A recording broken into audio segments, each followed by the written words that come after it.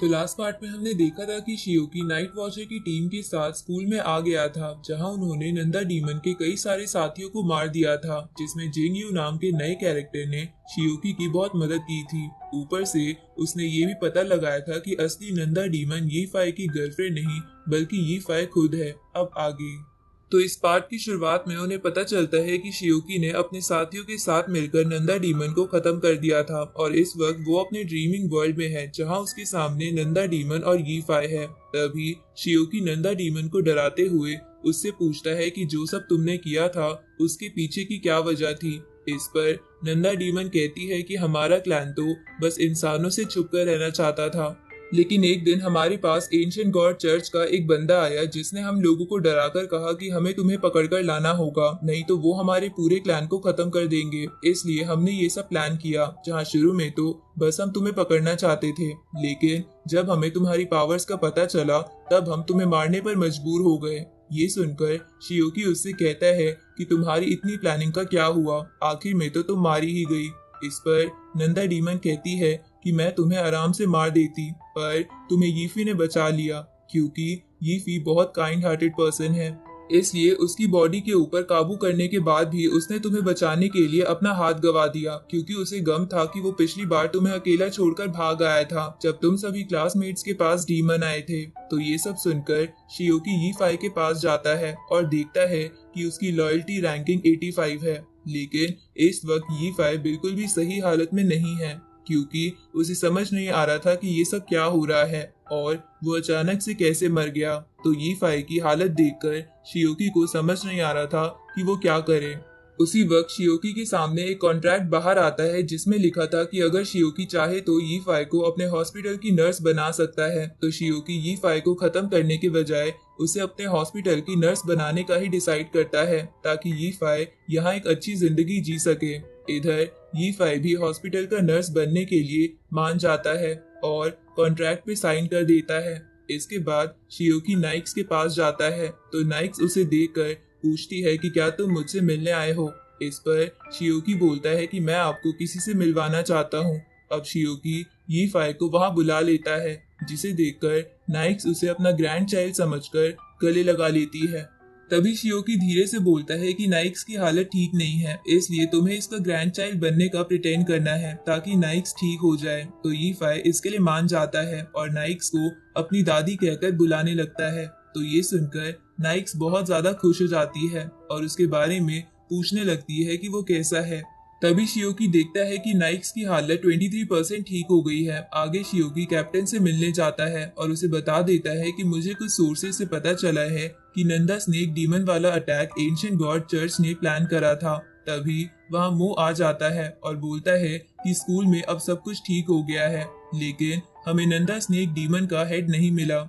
दूसरी तरफ हम देखते हैं कि शियोकी ने यी फाई की दादी के पास बहुत सारे पैसे भिजवा दिए थे और उन्हें ये लेटर भिजवा दिया था कि यी फाई किसी काम की वजह से दूसरी सिटी में गया हुआ है। साथ ही उसने यी फाई के भाई के लैपटॉप से सारे गेम्स डिलीट करके उसमें एजुकेशन वाली वीडियोस भर दी थी। इधर हम जिंगयू को देखते हैं जो एक अजीब सी जगह में होता है, जो असल में जिंगयू की सीक्रेट लैब थी।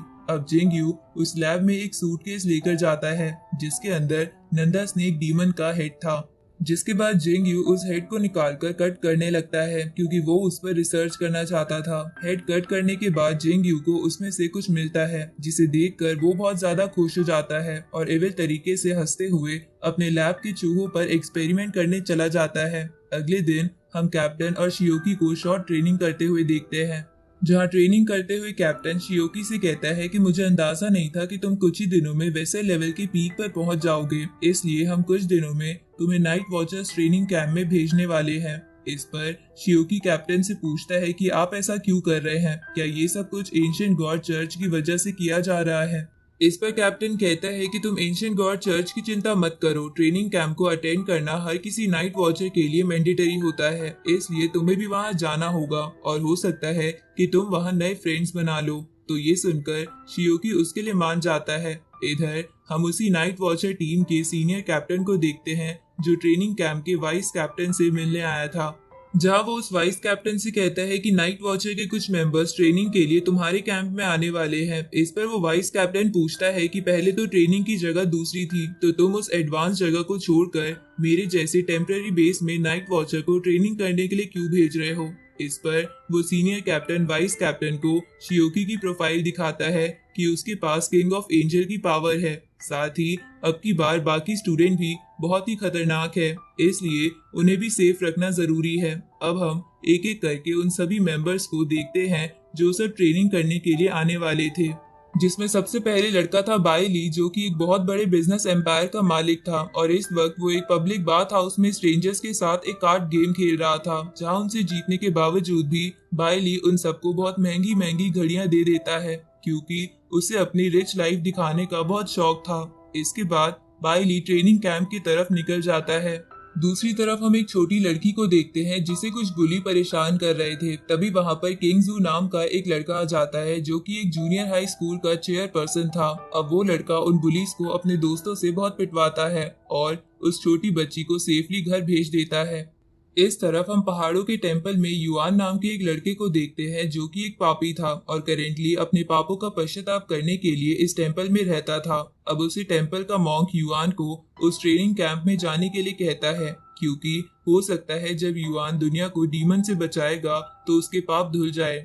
तो युआन वहां जाने के लिए मान जाता है। इधर हम एंशिएंट गॉड चर्च में यीयू नाम के एक सीनियर को देखते हैं जो कि एक दूसरे सीनियर से कहता है कि मुझे माफ कर देना, हम इस बार शियोकी को लाने में कामयाब नहीं हो पाए, लेकिन मैंने उसे लाने के लिए कुछ और प्लान्स बना लिए हैं। इस तरफ हम देखते हैं कि कैप्टन और रिसर्चर शियोकी को ट्रेनिंग कैंप छोड़ने के लिए जा रहे थे और दूसरी तरफ होंगिंग ऑफिस में जाती है जब वहां पर कोई भी नहीं था। तभी ऑफिस में लगा एंशिएंट गॉड चर्च वाला बॉम्ब फट जाता है, लेकिन किस्मत से होंगिंग उस बॉम्ब ब्लास्ट में बच जाती है और बाहर नजर रख रहे एंशिएंट गॉड चर्च वाले बंदे को भी देखकर पकड़ लेती है। दूसरी तरफ हमें पता चलता है कि यीयू ने शियोकी को पकड़ने का काम एंशिएंट गॉड चर्च के कुछ लोगों को दे दिया था जो कि अलग अलग सिटी से आकर इकट्ठा हो रहे थे। इधर यीयू के सामने बैठा सीनियर पूछता है कि तुम इतना सब कुछ सिर्फ एक बच्चे के लिए कर रहे हो, ऐसा करने से तो नाइट वॉचर की टीम हमारी दुश्मन बन जाएगी, तो तुम्हें क्या पक्का यकीन है कि शियोकी बहुत स्ट्रांग है। ये सुनकर यीयू कहता है कि तुम सोच भी नहीं सकते कि शियोकी आगे जाकर हमारे लिए कितनी बड़ी मुसीबत बन सकता है। अगली सुबह हम ट्रेनिंग बेस को देखते हैं जहां पर सारे ऑफिसर शियोकी के आने का वेट कर रहे थे, क्योंकि उन्हें लग रहा था कि शियोकी कोई संकी इंसान होगा जिसके पास डिवाइन पावर है। लेकिन जैसे ही वो देखते हैं कि शियोकी एक आम सा लड़का है तो वो ये देखकर हैरान हो जाते हैं। तभी ऑफिस में वाइस कैप्टन आ जाता है और शियोकी को रिसीव करने के लिए एक ऑफिसर को भेज देता है। तो वो ऑफिसर शियोकी को पूरा कैंप दिखाते हुए उसके रूम की ओर लेके जाने लगता है, जहां जाते वक्त वो शियोकी से कहता है कि इस बार 239 कैंडिडेट ट्रेनिंग के लिए आए हैं। इस पर शियोकी ऑफिसर से पूछता है कि मैंने तो सुना था कि कुछ ही लोग नाइट वॉचर बन सकते हैं, पर 239 तो बहुत बड़ा नंबर है। जिस पर वो ऑफिसर बोलता है कि तुम्हें क्या लगा कि ये सभी लोग नाइट वॉचर बन जाएंगे? इनमें से जो भी ट्रेनिंग को कंप्लीट कर पाएगा बस वो ही नाइट वॉचर बन पाएगा। इसके बाद शियोकी उस ऑफिसर से पूछता है कि यहाँ पर पहले भी मेरे अलावा कोई ऐसा बंदा आया है जिसके पास डिवाइन पावर है? जिस पर वो ऑफिसर कहता है कि क्या तुमने मास टीम के कैप्टन के बारे में नहीं सुना? पर शियोकी को उस कैप्टन के बारे में कुछ नहीं पता था। तो वो ऑफिसर शियोकी से कहता है कि तुम्हें जल्द ही उस कैप्टन के बारे में पता चल जाएगा। इधर हम देखते हैं कि शियोकी का रूममेट कोई और नहीं बल्कि बाइली था, जो अपने रूममेट के लिए कई सारे गिफ्ट्स लेकर आया था। तभी शियोकी रूम में जाता है, जिसे देखकर बाइली अपना इंट्रोडक्शन देते हुए उसे गिफ्ट देता है, जिसके अंदर बहुत सारे रोलेक्स थी। तो शियोकी बाइली से कहता है कि तुम मुझे रोलेक्स गिफ्ट क्यों कर रहे हो? ये सुनकर बाइली को लगता है कि शियोकी को रोलेक्स नहीं पसंद, इसलिए वो उसे दूसरे ब्रांड की घड़ी देने लगता है। ये सब देखकर शियोकी बाइली से पूछता है कि तुम्हारी फैमिली घड़ी का बिजनेस करती है? जिस पे बाइली कहता है कि मेरी फैमिली बहुत सारे बिजनेस करती है और हालांकि मैं अमीर हूँ, पर तुम मुझे एक नॉर्मल इंसान जैसा ट्रीट कर सकते हो। तभी एक ऑफिसर सभी को ग्राउंड में आने को कहता है, जहाँ ग्राउंड में पहुंचने के बाद वाइस कैप्टन उन सभी कैंडिडेट से बोलता है कि मैं तुम सभी का हेड इंस्ट्रक्टर हूँ और तुम सब मेरे स्टूडेंट्स, इसलिए चाहे तुम किसी भी बैकग्राउंड से हो, तुम सब अपनी आइडेंटिटी भूल जाओ, क्योंकि मेरे सामने तुम सब कचरे के अलावा कुछ नहीं हो जिन्हें मुझे सोल्जर बनाना है। साथ ही वो वाइस कैप्टन और बोलता है कि तुम्हारी करंट कंडीशन ऐसी है कि तुम रियल एनिमे का एक भी अटैक झेल नहीं पाओगे। ये सुनकर कैंडिडेट में खड़ा किंग जू उस वाइस कैप्टन से कहता है कि मैं आपकी बातों पर विश्वास नहीं करता, मैं आराम से मेंबर्स को मार सकता हूँ। तो अब किंग जू को देखकर कई सारे और स्टूडेंट्स बोलने लगते हैं कि हम आराम से किसी को भी मार सकते हैं। ये सुनकर वो वाइस कैप्टन कहता है कि अगर ऐसा है तो चलो एक गेम खेल कर देखते हैं। अब वाइस कैप्टन मास्क टीम को वहां आने का ऑर्डर देता है, जिसके बाद मास्क टीम बड़े कूल तरीके से वहां एंट्री लेती है। और फिर वो वाइस कैप्टन सबसे कहता है कि ये मास्क टीम एक स्पेशल टीम है जिनका लेवल तो हाई है, पर ये अपना लेवल ऐसे लेवल पर कर लेंगे जिसके बाद अगर तुम में से किसी ने भी इनमें से एक मेंबर का मास्क उतरवा दिया तो तुम्हें बिना ट्रेनिंग के पास कर दिया जाएगा, और अगर तुम ऐसा नहीं कर पाए तो तुम्हें मेरी हर बात माननी होगी। तो वो स्टूडेंट्स इसके लिए मान जाते हैं, जिसके बाद नाइट वॉचर टीम तुरंत ही उन सभी को अपनी टैबू पावर से पीटना शुरू कर देते हैं, जिन्हें देखकर ऑफिसर भी हैरान थे कि ऐसे लेवल पर करने के बाद भी मास्क टीम कितने अच्छे से लड़ती है। इधर शियोकी बाई ली को लेकर उस ग्राउंड से दूर भाग जाता है, जिसे मास्क टीम का कैप्टन भी नोटिस कर लेते हैं क्योंकि शियोकी बहुत तेज भाग रहा था। दूसरी तरफ शियोकी बाइली को लेकर एक वेयर हाउस में आ जाता है जिसमें वेपन रखे थे, लेकिन वो वेयर हाउस लॉक था। तभी वहां पे एक रेड बाल वाली लड़की आ जाती है, जिसे देखकर बाइली को उससे प्यार हो जाता है। अब वो लड़की अपनी टैबू पावर से वेयर हाउस की गेट को तोड़ देती है, जिसके बाद वो सभी और बाकी कुछ स्टूडेंट्स उस वेयर हाउस से वेपन उठा लेते हैं। जहाँ वो रेड बाल वाली लड़की बस एक तलवार लेके वहां से जाने लगती है तो शियोकी उसे रोकते हुए कहता है कि मास्क टीम वाले लोगों के पास हाई रैंकिंग टैबू पावर्स है, इसलिए तुम उनसे अकेली नहीं जीत पाओगी। ये सुनकर रेड बाल वाली लड़की अपना नाम बताते हुए उनकी टीम से शामिल हो जाती है। तभी बाइली उस रेड बाल वाली लड़की जिसका नाम मोली था उसे महंगी महंगी घड़ियां दिखाने लगता है, लेकिन तभी शियोकी एकदम से मोली के पीछे जाकर एक मास्क टीम के मेंबर के अटैक को रोक लेता है। तो वो मेंबर कहता है कि तुम तो सच में अनोखे हो जो तुम्हें मेरे यहाँ होने का पता चल गया। उसी वक्त मोली उस मेंबर के हाथ को काट देती है, लेकिन वो देखती है कि उसका हाथ फिर से ठीक हो गया है। ये देखकर मोली को लगता है कि उस बंदे के पास रीजनरेशन की पावर है, लेकिन शियोकी उसे बताता है कि उसके पास रीजनरेशन पावर नहीं है, बल्कि वो अपने टैबू पावर से अपनी बॉडी के पार्ट से वेपन को आर पार निकलवा सकता है। अब वेयर हाउस में खड़े सभी स्टूडेंट्स उस मेंबर को घेर लेते हैं, जिसके बाद वो शियोकी उन सभी से कहता है कि ये यहाँ अकेला है, इसलिए हम इसे हराकर आराम से जीत सकते हैं। तो ये सुनकर सभी स्टूडेंट्स अपने अपने वेपन्स लेकर लड़ने के लिए तैयार हो जाते हैं, लेकिन शियोकी देखता है कि बाई ली के पास कोई भी वेपन नहीं है। तभी हम देखते हैं कि बाई ली ने उस स्टूडेंट्स को बहुत महंगी महंगी घड़ियां देकर खरीद लिया जो कि बाई ली की तरफ से उन सबसे लड़ने वाले थे। तभी बाई ली अपने लोगों से कहकर उस मेंबर से अटैक करवाता है, लेकिन वो मेंबर्स बच जाता है, जिसके बाद मोली और शियोकी उस पर स्वॉर्ड अटैक करने लगते हैं। पर तभी वहां पर मास्क टीम के बाकी मेंबर्स आ जाते हैं, जो वहां पर अपना डोमेन ओपन करके ग्रेविटी मैजिक एक्टिवेट कर देते हैं, जिसकी वजह से सभी स्टूडेंट को चलने में बहुत दिक्कत हो रही थी। लेकिन फिर शियोकी सभी स्टूडेंट्स के साथ प्लान बनाकर उन मास टीम के ऊपर एक्सप्लोजिव फेंकता है, जिन एक्सप्लोजिव को रोकने के लिए मास टीम को अपना डोमेन बंद करना पड़ता है ताकि उन्हें नुकसान ना हो। पर डोमेन डीएक्टिवेट करने के बाद भी वो एक्सप्लोजिव फट जाते हैं, लेकिन मास टीम एक पोर्टर की मदद से बच गए थे और दूसरी तरफ शियोकी ने भी सभी को बचा लिया था। इधर मास टीम का एक मेंबर अपने कैप्टन से कहता है कि मैंने तो पहले ही कहा था कि वो डिवाइन पावर वाला बंदा बहुत ही पावरफुल है, इसलिए हमें पहले उन सभी स्टूडेंट्स को हराना चाहिए। तो ये सुनकर कैप्टन इसके लिए मान जाता है, जिसके बाद वो सभी अलग अलग होकर बाकी स्टूडेंट्स की तरफ चले जाते हैं। इधर शियोकी, मूली और बाई ली भी उन्हें जाते हुए देख रहे थे, जहां उनके जाने के बाद शियोकी उन दोनों से कहता है कि अब कुछ ताकतवर स्टूडेंट्स ही बच गए होंगे जो धीरे धीरे मास टीम को थका देंगे, जिसके बाद हम उन्हें हरा देंगे।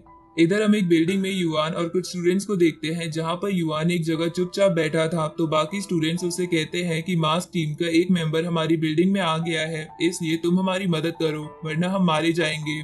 पर युआन इस गेम को हारना चाहता था, इसलिए वो कुछ भी ना करके बस बैठा रहता है और बस अपने पास्ट के किए कर्मों को याद करके दुखी होने लगता है। तभी हम देखते हैं कि वहां पर किंग जू भी था, जो देखता है कि उसके टीम के सारे मेंबर्स को एक मास टीम के मेंबर ने हरा दिया है, जो कि इनविजिबल होकर उन सबसे लड़ रहा था। तो किंग जू एक बबल बनाकर अपने ही टीम मेंबर्स को उसमें फंसा देता है, जिसकी वजह से उनका दम घुटने लगता है।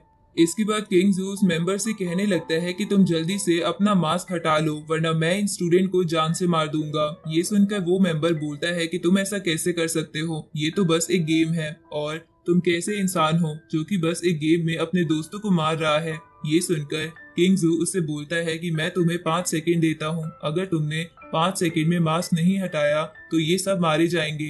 ये सुनकर वो मेंबर अपना मास्क हटाने लगता है, लेकिन तभी वहां पर मास्क टीम की एक और मेंबर आ जाती है जो किंग जू पर हमला करके उससे उस बिल्डिंग से बाहर फेंक देती है। इसके बाद किंग जू अपने दोस्तों से कहता है कि हमारा प्लान फेल हुआ, इसलिए तुम सब यहाँ से भाग जाओ। ये सुनकर वो सभी स्टूडेंट्स तुरंत ही उठकर वहां से भागने लगते हैं। असल में ये सब किंग जू का प्लान था जो अपने दोस्तों से दम घुटने का नाटक करवाता है ताकि वो उस मेंबर्स को ब्लैकमेल करके उसका मास्क उतरवा सके। लेकिन जब ये बात उस मेंबर को पता चलती है तो वो किंग जू पे अटैक करने के लिए आगे बढ़ता है, लेकिन तभी किंग जू उसे अपने बबल में फंसा देता है। दूसरी तरफ हम देखते हैं कि वो नाइट वॉचर का कैप्टन और होंग यिंग उस पकड़े हुए एंशिएंट टेंपल के बंदे को पीट कर पूछताछ कर रहे थे, जहां उन्हें उससे पता चलता है कि शियोकी को पकड़ने के लिए एंशिएंट टेंपल ने कुछ लोगों को बुलाया है। अब इसी के साथ ये पार्ट यहीं पे खत्म होता है।